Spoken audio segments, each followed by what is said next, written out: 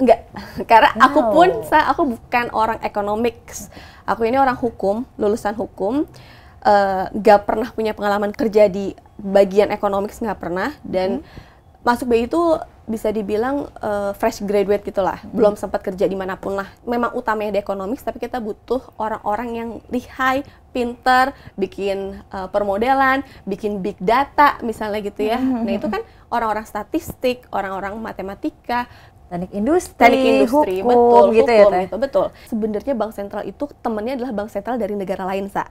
Sebenarnya ya, teman kita tuh adalah bank sentral dari negara lain. Kita nggak bisa bandingin Bank Indonesia sama bank umum. Itu emang bukan temennya. Makanya tuntutan bahasa Inggris yang cukup baik pun ya diperlukan di organisasi kita gitu. Sebagai pelayan masyarakat, ya namanya melayani masyarakat yang berbagai, ada isu banyak di masyarakat, ya memang kita dituntut untuk bekerja lebih, memberikan lebih kepada masyarakat, sehingga pasti ada tuntutan lebih gitu ya. Cuman di balik itu semua BI sudah merancang dari sisi karir, dari sisi gimana sih supaya keluarga juga nyaman gitu ya sama pekerjaan kita. Setelah bergabung dengan Bank Indonesia, aku tuh menemukan aku bangga BI bermakna, Sa. Wey. Gitu.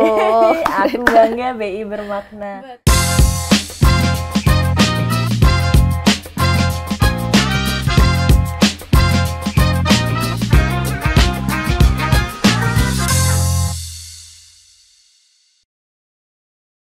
Halo Sobat Rupiah, Sampurasun. Bertemu lagi dengan saya, Salsabila Putri, di acara Money Talk episode 2. Di sini kita udah kehadiran narasumber yang cantik nih, yang bisa sharing terkait hal-hal yang sangat menarik terkait Bank Indonesia. Nah, kali ini kita akan membahas suatu hal yang mungkin belum banyak orang tahu tentang Bank Indonesia. Dan pasti teman-teman pada pengen mendalami nih, sebenarnya Bank Indonesia ini ngapain, bagaimana sih caranya kerja di Bank Indonesia, dan gimana sih vibes kerja di BI itu gitu. Nah, untuk mempersingkat waktu nih ya, kita udah kedatangan Teteh cantik di sini. Mungkin Teteh bisa perkenalkan dirinya terlebih dahulu. Oke, thank you Salsa. Halo Sobat Rupiah, Sampurasun. Perkenalkan saya Lugi dari Bank Indonesia Jawa Barat. Dan di sini seneng banget ya bisa diundang sama Teh Salsa di sini untuk berbagi kisah, cerita yang menarik. Gimana sih berkarir di BI, gimana sih kerja di BI, dan vibes-nya tadi kayak gimana sih rasanya menjadi pegawai Bank Indonesia. Siap untuk ngasih cerita-cerita yang mungkin mudah-mudahan bermanfaat dan menarik untuk wargi Jabar. Wah, tur nuhun pisan nih ya Teh ya, udah mau sharing pengalamannya. Teh Lugi mungkin perkenalan dulu kali ya. Teh Lugi tuh udah berapa lama sih kerja di Bank Indonesia dan sekarang lagi nanganin apa nih Teh Lugi? Oke, aku tuh masuk di BI tahun 2014, Sa. Di 2014 itu pengangkatan pertama November. Kemudian sampai dengan sekarang 2025, berarti total kayaknya sih perkiraan udah 11 tahunan lah ya. Hampir 11 tahun berkarya di BI. Lama ya, Teh. Ya, lumayan lah ya. Masih ada yang puluhan tahun juga ada sisa. Nah, tapi bisa dibilang udah cukup lah pengalamannya gitu ya di Bank Indonesia ini. Dan sekarang penempatan di Bank Indonesia Jawa Barat sejak tahun 2023, sebelumnya saya di bagian digital payment, kemudian saat ini sekarang menghandle pengembangan UMKM. Jadi kalau bagian yang BI, yang bagian kajian ya, jadi BI itu ada tugas utamanya kan memang lebih ke arah mengkaji atau membuat kebijakan ekonomi lah ya. Nah, aku tuh bagian yang implementasinya. Jadi setelah ada rekomendasi dari hasil kajian tersebut, itu diimplementasikan dan di tempatku. Dan langsung berhubungan sama sektorial nih. Dan langsung berhubungan sama UMKM gitu, Sa. Menarik banget nih ya Teh. Tapi sebelum lebih jauh lagi nih Teh. Tadi kan ada sektorial, ada yang kajiannya, ada implementasinya. Secara utuh nih Teh, tugas BI itu sebenarnya ngapain aja ya Teh? Oke, jadi tugas BI itu kan yang utama adalah menjaga stabilitas nilai rupiah. Dalam menjaga stabilitas nilai rupiah ini, BI ada 3 tugas pokok utamanya. Yang pertama di bidang moneter. Di bidang moneter biasanya kita lebih fokus dalam menjaga inflasi supaya rendah dan stabil. Yang kedua adalah di sistem pembayaran. Kita adalah inovatornya lah bisa dibilang gitu.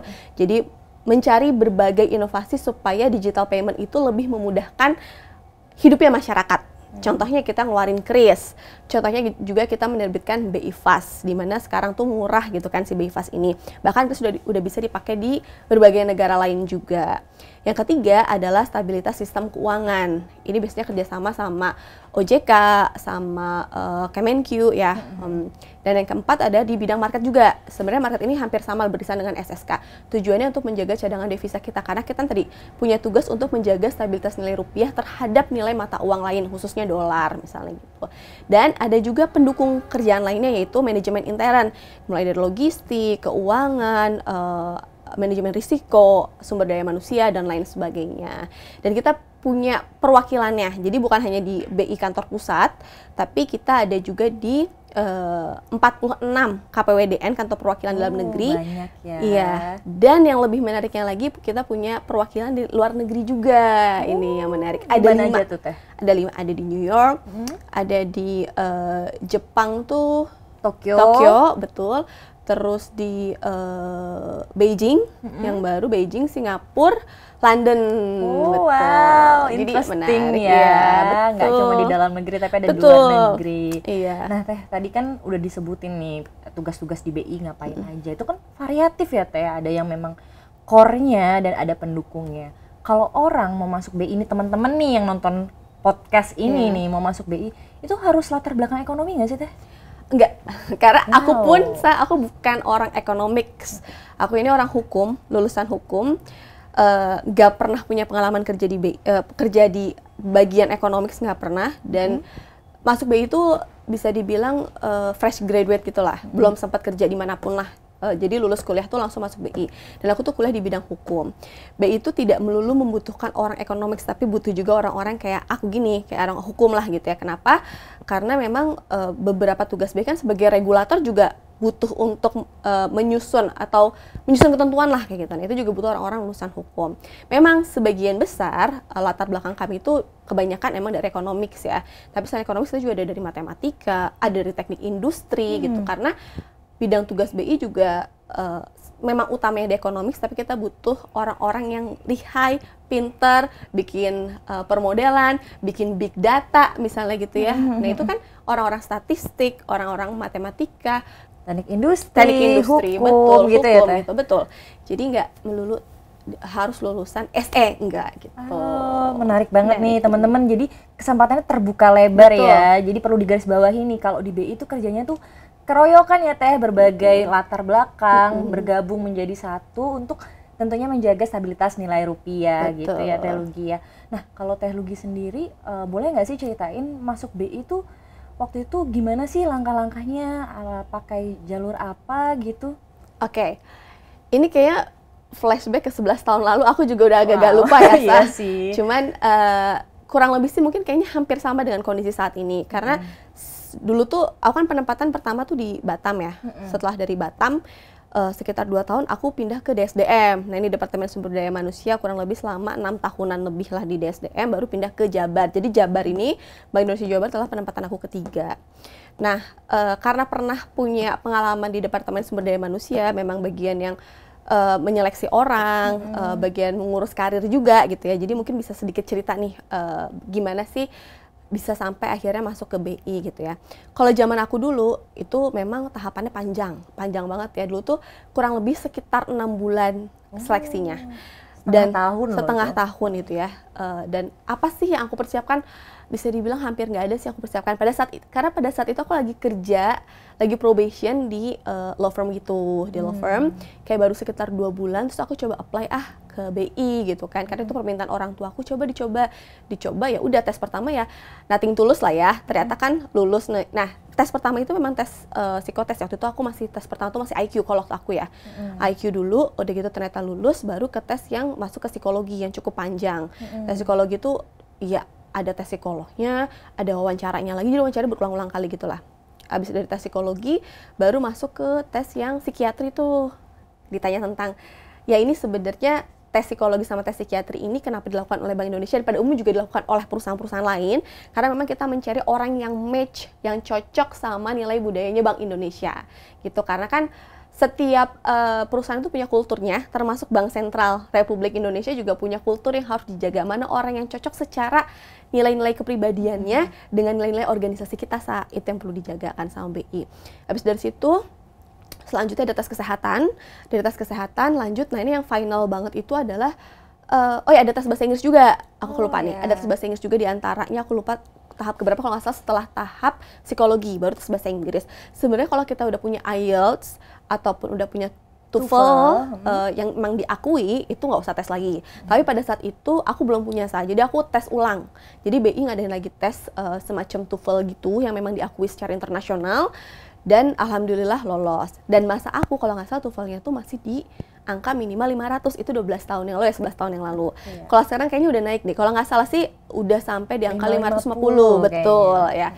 Ya. 550. Jadi memang tuntutan kita, karena kan sebenarnya Bank Sentral itu temennya adalah Bank Sentral dari negara lain, sebenarnya ya, teman kita tuh adalah Bank Sentral dari negara lain. Kita nggak bisa bandingin Bank Indonesia sama Bank Umum. Itu emang bukan temennya. Makanya tuntutan bahasa Inggris yang cukup baik pun ya diperlukan di organisasi kita gitu. Kemudian dari situ baru tes wawancara akhir. Ini adalah tes penentuan. Jadi udah dari sekian orang, kalau nggak salah tuh aku inget banget pada saat aku udah diterima, aku dibilang aku adalah dari 0,02% dari orang yang mendaftar. Artinya dari sekian ribuan orang yang daftar, atau mungkin aku nggak tahu entah jutaan atau ribuan ya, itu yang keterima itu hanya 0,02% gitu. Padahal angkatanku cukup angkatan yang jumlahnya banyak gitu. Kalau ditanyain belajar nggak sih? Ya nggak belajar-belajar banget, tapi pada saat saya wawancara, yes, I do. Saya belajar, saya belajar gitu. Kenapa sih belajar? Karena latar belakangku hukum, aku nggak tahu tentang economics, dan sebagai orang yang mau jadi central bankers, pikiranku, aku harus tahu gimana sih permasalahan ekonomi global, apa dampaknya terhadap Indonesia, apa stance-nya kita, Bank Sentral, menghadapi gejolak-gejolak perekonomian global, itu kita perlu tahu. Dan sebenarnya menurut aku terlepas dari bidang studi kita apapun, kita sebagai rakyat Indonesia untuk memperkaya ilmu terkait dengan apa sih yang terjadi secara internasional tuh kita perlu tahu gitu sih, Itu mungkin trik dari aku, pede sih ya, pede, terus ya meyakinkan pada saat wawancara bahwa aku layak menjadi bagian dari Bank Indonesia gitu, Jadi tipsnya lebih ke pede gitu ya, Teh, terutama saat wawancara gitu ya, perkaya diri, karena tadi kan background-nya variatif ya, bukan hanya ekonomi, tapi mau nggak mau kan kita harus bekerja di Bank Indonesia, mau nggak mau harus belajar ekonomi juga, gitu ya, Teh, ya. Tahu setidaknya, bukan mendalami tahu, ya. Betul. Tidak mendalami karena bukan bagianku, karena pada saat wawancara pun, pewawancaranya tuh udah tahu kalau aku bukan latar belakang ekonomi, dan mereka nggak nanya sedetail itu terkait ekonomi, tapi mereka tanya tentang isu-isu. Disitulah kita lihat nih anak tuh update nggak ya sama isu-isu baik internasional maupun nasional, apa dampaknya terhadap Bank Indonesia, bagaimana stance Bank Indonesia, apa pendapat kita, itu perlu tahu, dan kita perlu mengupdate diri terkait itu gitu, Menarik banget nih Sobat Rupiah. Perlu dicatat nih ya hal-hal penting ini. Betul. Mungkin terkait rekrutmen sedikit lagi aja ya, Teh. Yang paling challenging nih bagi Teh Lugi apa di rekrutmen itu, dan gimana sih Teh Lugi overcome itu gitu supaya akhirnya Teh Lugi ada di sini nih bersama saya? Sebenarnya ya, ketika rekrutmen dari Bank Indonesia yang panjang itu dari seleksi 1 sampai dengan seleksi tahap 5 kali ya, bisa dibilang tahap 5 tahap 6 ya. Itu tuh semua kan kita hanya duduk di belakang meja. Artinya kita ngerjain tes-tesnya. Oh ya, ada lagi satu tes yang aku lupa infoin, itu tes TP terkait dengan ilmu kebank sentralan. Nah, ini yang menarik dari BI, ada juga tes ilmu tentang kebank sentral dan ilmu umum, pengetahuan umum. Mungkin itu BI pengen tahu seberapa curiosity kita terhadap perkembangan ilmu terkini gitu ya, termasuk juga informasi-informasi yang sifatnya umum kayak gitu ya, bukan harus yang spesifik ekonomik banget, enggak gitu. Cuman BI itu pengen mendalami, ini anak tuh seneng baca nggak sih, misalnya kayak gitu. Nah, dari sekian tes, karena semuanya adalah di balik meja, artinya tidak bertemu dengan orang, tidak bertemu dengan pihak BI-nya, aku nggak ada nervous tuh, kerjain aja. Baik psikolog pun juga paling capek yang hitung angka itu, tau nggak sih, yang panjang banget, balik kertas. Iya, itu pasti teman-teman Sobat Rupiah juga yang mungkin lagi cari kerja udah tahu lah tes itu kayak gimana gitu ya. Itu juga karena udah punya pengalaman tes-tes kerja sebelumnya, jadi bisa terhandlekan gitu ya, bisa aman. Nah, justru tahapan ketika kita udah sampai masuk ke proses akhir itu paling takut adalah gagal di tahap akhir. Karena kita ngerasa oh secara kesehatan udah oke, secara IQ sudah bisa masuk gitu ya dengan kebutuhannya BI gitu. Ini wawancara akhir adalah cara meyakinkan bahwa aku layak menjadi bagian dari Bank Indonesia. Dan pada saat rekrutmen itu kan ada teman-temanku tuh ada yang S2 dari luar negeri, terus ada yang dia teknik mesin dari salah satu universitas terkemuka di Bandung. Mungkin teman-teman juga tahu apa teknik mesin di Bandung gitu ya. Terus dia udah S2 finance di US gitu. Sementara aku adalah lulusan S1 hukum yang belum S2, nggak ada exposure luar negeri juga, dan nggak punya pengalaman kerja loh, nggak punya pengalaman kerja. Aku bisa dibilang saat itu masih probation, masih 2 bulan di law firm, belum kehitung lah istilahnya gitu pengalaman kerjaku. Tapi karena mungkin aku orangnya sedikit agak bersemangat dalam menceritakan sesuatu, dan pada saat ditanya kebetulan banget, memang mungkin udah rezeki juga kali ya, yang ditanyakan adalah apa yang aku pelajari gitu loh, kayak tiba-tiba aja nyambung gitu. Itu dia, pasti kan namanya persiapan yang lebih baik akan menghasilkan hasil yang lebih baik. Jadi karena aku sempat baca-baca terkait dengan economics, di mana aku latar belakangnya bukan economics, aku juga cari tentang moneter, cari tentang SP, SSK gitu ya. Walaupun sifatnya tidak mendalam ya, hanya kulit luarnya aja, tapi alhamdulillah bisa menjawab dan bisa meyakinkan si pihak pewawancaranya. Tadi yang paling penting itu adalah pede, dia yakin apa sih value yang bisa kita jual ke mereka. Karena pasti setiap orang itu, jadi kalau aku tuh konsepnya everybody special. Kita juga punya kespesial diri kita yang perlu kita jual. Nah, itulah yang perlu kita sampaikan ke pewawancara, yang perlu kita yang perlu kita jual lah sebenarnya. Karena kita lagi menjual diri kita kan itu sebenarnya. Gitu. Jadi pede sih, dan orang yang pede berbicara ketika kompetensinya pun mumpuni. Gak bisa tutup mata. Nggak usah belajar, ngapain sih belajar? Kan ada banyak anak kayak gitu. Kalau aku sih ngasih saran, ya bacalah setidaknya. Gitu, dipahami lah apa sih tugas BI, ngapain aja sih BI, apa aja sih upaya BI selama ini. Apalagi tadi misalnya ada inovasi-inovasi terbaru dari BI, apa aja sih tahu gitu. Itu aja sih paling gitu. Wow, keren banget Teh Lugi perjuangannya dan tips-tipsnya sampai akhirnya ada di sini nih Teh Lugi. Iya, alhamdulillah ya, alhamdulillah. Teh Lugi setelah perjuangan panjang 11 tahun lalu ya Teh, dan udah menjalani 11 tahun di Bank Indonesia, gimana nih? Apakah Bank Indonesia yang ada di pikiran Teh Lugi sebelum masuk BI dengan apa yang Teh Lugi jalani sekarang itu cukup selaras gitu? Vibes-nya gimana sih Teh kerja di BI ini? Pertama-pertama waktu aku terima di BI itu aku justru ngerasa takut itu loh, aku mampu nggak ya, aku bisa nggak ya, tapi selalu aku iringin sama doa ya, aku sering berdoa sama Allah, ya Allah mampukan aku untuk bisa menjadi pegawai Bank Indonesia yang baik gitu ya, setidaknya amanah lah ya, pada level amanah gitu.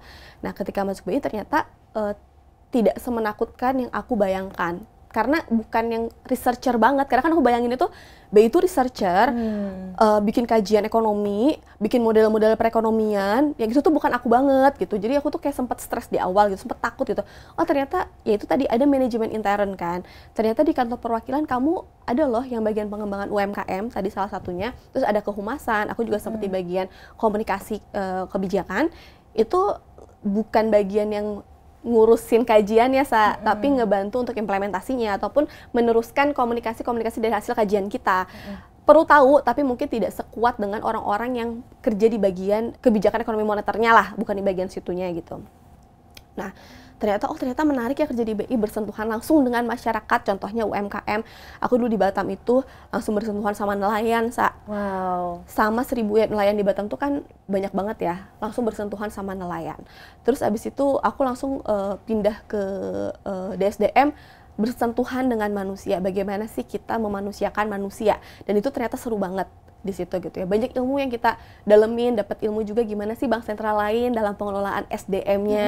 Gimana sih kalau bank umum lain pengelolaan SDM-nya kita bisa melakukan benchmarking baik dalam negeri maupun luar negeri. Terus mana yang bagus kita terapin di Bank Indonesia supaya employee value proposition BI juga bagus gitu. Terus yang ketiga pindah ke Jabar, aku masuk ke SP gitu. Wah ternyata SP itu seru banget, inovatif banget gitu ya. Aku memang bukan bagian kebijakannya, lebih ke implementasinya. Nah implementasinya itu lebih ke arah bagaimana sih mendorong perilaku masyarakat. Dari masyarakat yang mungkin sebelumnya tunai banget, apa-apa pakai cash, gimana sih kita ngerubah pola perilaku mereka supaya mereka bisa pindah menjadi non tunai kayak gitu ya. Termasuk juga pemerintah, stakeholders kita ya, Pemda di sini juga kita bantu Pemda supaya Pemda yuk kita digitalisasikan, karena kan sekarang udah era digital ya, nggak mungkin kita tutup mata dari digital tuh, nggak mungkin, kalau nggak nanti kita tenggelam gitu. Nah itu, dan yang keempat di UMKM ini saya balik lagi, sebenarnya dulu di Batam sempat UMKM terus balik lagi, dan seru banget ternyata ya, bisa bersentuhan langsung sama para petani, bahkan ibu-ibu, bahkan para pembuat kopi, produsen kopi, dan mampir-mampir ke produsen kopinya juga, itu seru banget sih gitu. Wow, jadi banyak bersinggungannya ya Teh ya, dan variatif. Betul. Kalau misalkan orang nih, teman-teman yang nonton masih berpikiran bahwa kerja di BI, kerja di sektor publik itu monoton, salah banget ya Teh, mitos ya Teh.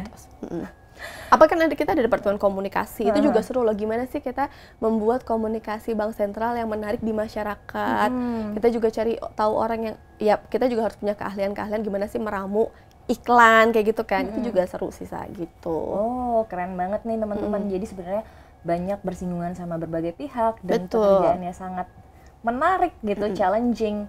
Nah, sekarang kan zaman bergerak terus ya Teh. Kalau BI sendiri nih juga terus berevolusi nggak nih Teh? Apakah bank sentral terlalu kaku nih, nggak cocok untuk Gen Z nih kayaknya, gimana nih Teh? Iya, ini pertanyaan Teh Salsa ini sebenarnya pertanyaan yang aku pertanyakan juga pada saat masuk BI ya.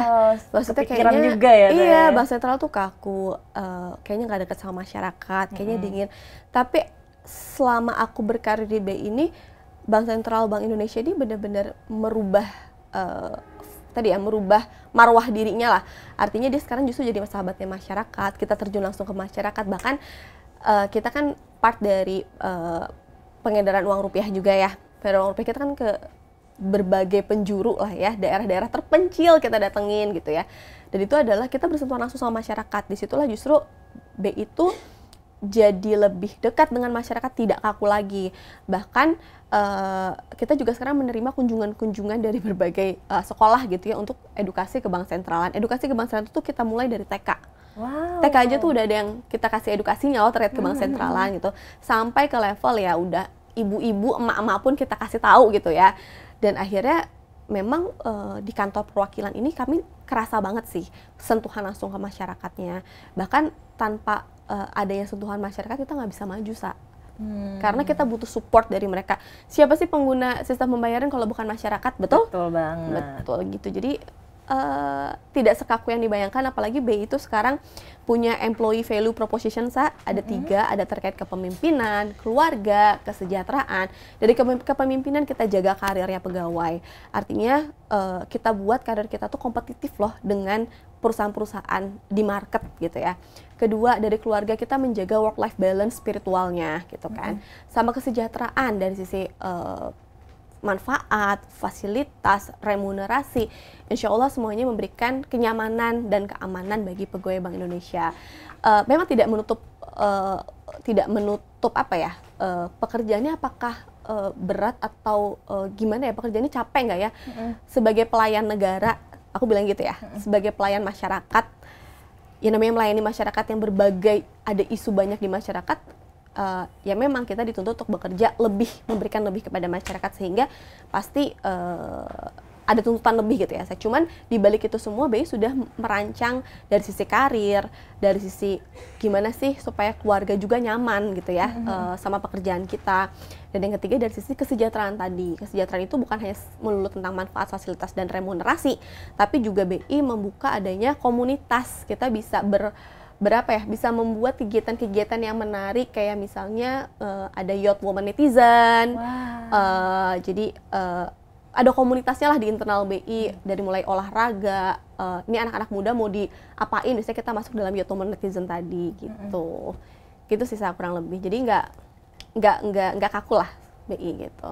Berarti udah berevolusi, betul ya, banyak komunitas-komunitas juga. Jadi kita bisa bergaul dengan teman-teman yang lainnya yang memang satu hobi gitu ya, Teh Ugi.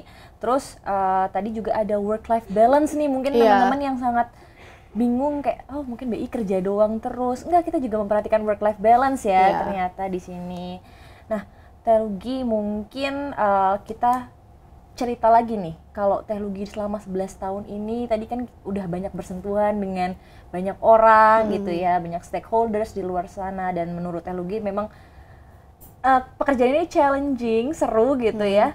Tapi ada nggak sih momen yang benar-benar berkesan bagi Teh Lugi selama kerja di BI?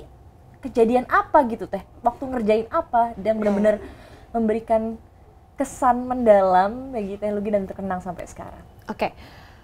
Di setiap penempatan tuh aku selalu mencari selalu ada hal-hal yang membuat aku tuh itu memorable gitu ya, nggak bisa dihilangkan dan berkesan ke aku. Waktu di Batam, ketika aku merasa kayak wah aku tuh perempuan nih ya, ke lapangan, ke pertanian, ketemu sama para petani, terus bahkan sampai ke laut ketemu sama para nelayan gitu ya. Yang hal yang berkesan dari aku ternyata tahu kehidupan mereka tuh struggle banget loh kayak gitu ya. Terus ada satu momen ketika berhubungan sama nelayan gitu ya, mikir gitu gimana ya supaya nelayan di Batam tuh maju, apalagi Batam itu bisa dibilang perikanan yang tertinggi lah, bagus gitu ya, sektor perikanannya maju banget gitu. Nah terus aku berpikir bahwa gimana ya supaya para nelayan ini bisa mendapatkan achievement gitu. Pas banget Bank Indonesia ngadain tuh cluster championship, itu biasanya diadain 2 tahun sekali cluster championship, dan kita daftarin lah salah satu binaan UMKM di Batam, nelayan ini. Yang aku bilang, wah ternyata kehidupan nelayan itu tidak semudah yang kita bayangkan ya. Ada kalanya mereka ternyata musimnya pasang atau gimana jadi nggak bisa melaut gitu ya. Terus banyak berbagai isu lah di laut itu gitu ya. Dan aku daftarin, alhamdulillah juara satu nasional. Jadi kayak ada reward buat diri aku sendiri dan ada reward buat nelayan, dan nelayan itu kayak berterima kasih banget sama kita gitu, karena kita part dari ngebangun mereka dari yang awalnya mereka nggak tahu gimana sih berkelompok, kerja berkelompok gitu ya. Terus nggak tahu gimana sih mengakses keuangan, sampai kita bantu bikinin LKM khusus nelayan. Terus kita bantu juga mereka mengakses sistem pembayaran digital, mereka jadi tahu dari yang mereka nggak tahu, dari yang mereka susah dapetin permodalan, kita bimbing mereka, kita pendampingan sampai akhirnya mereka dapat akses pembiayaan pada saat itu. Jadi dan akhirnya mereka juara sebagai klaster terbaik, padahal saingannya itu ya perikanan itu bareng sama sapi. Jadi ada ikan sama sapi digabung gitu dan bisa menang gitu. Aku tuh udah mikir, oh kalau sapi kayaknya lebih cocok ya untuk rakyat Indonesia gitu ya. Ternyata enggak gitu, klaster perikanan inilah yang justru juara. Itu sangat berkesan dalam hidupku saat. Terus yang kedua, waktu di DSDM langsung berhubungan sama manusia. Dan aku tuh, ini nih menarik lagi dari BI itu, employee value proposition-nya salah satunya adalah bisa sekolah ke luar negeri. Nah, gimana tuh caranya tuh? Bisa sekolah keluarga itu setelah bergabung sama BI, nanti pada pangkat tertentu, biasanya mulai asisten manajer ya, sampai ke atas, dan dengan usia tertentu, itu bisa mengajukan aplikasi untuk pengajuan PTB luar negeri. Program tugas belajar luar negeri. Dan itu diincar banget ya, biasanya betul, diincar banget sama para pegawai gitu, Sa. Dan ini aku part waktu itu bagian dari yang ngurusin itu, Sa.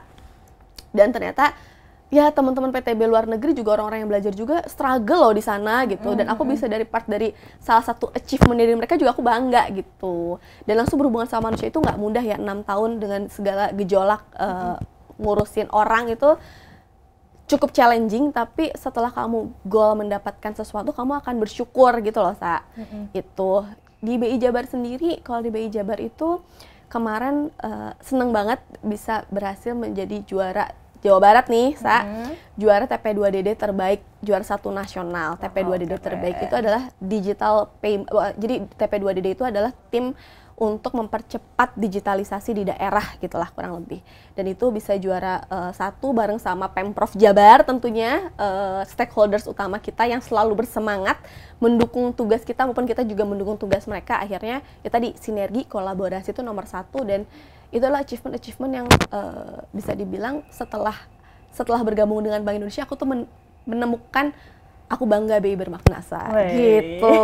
Aku bangga BI bermakna. Betul. BI ada di setiap makna ya, Teh ya. Jadi tadi dari nelayan terus ke digitalisasi pemerintah daerah, semua aspek gitu coba kita garap gitu ya, Teh Lugi ya.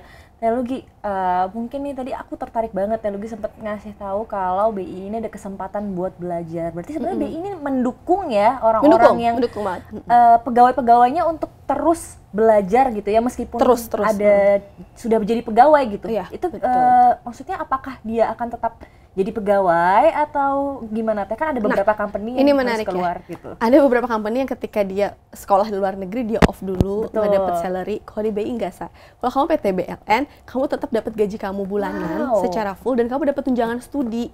Karena kan biaya di luar negeri itu mahal, Benar, jauh benar, dong sama benar, dengan benar, biaya di benar. Indonesia. Kalau kamu cuman ngandelin gaji doang, kehidupan kamu di sana kayak gimana? Jadi BI itu nggak cuman pada saat kamu sekolah nggak cuma salary kita doang, tapi ada lagi tunjangan luar negeri. Ini khusus untuk yang sekolah di luar negeri ya, karena kan di BI juga ada program tugas belajar dalam negeri. Kalau dalam negeri memang gaji aja, karena kan memang Biaya hidupnya biaya sama hidupnya ya. sama.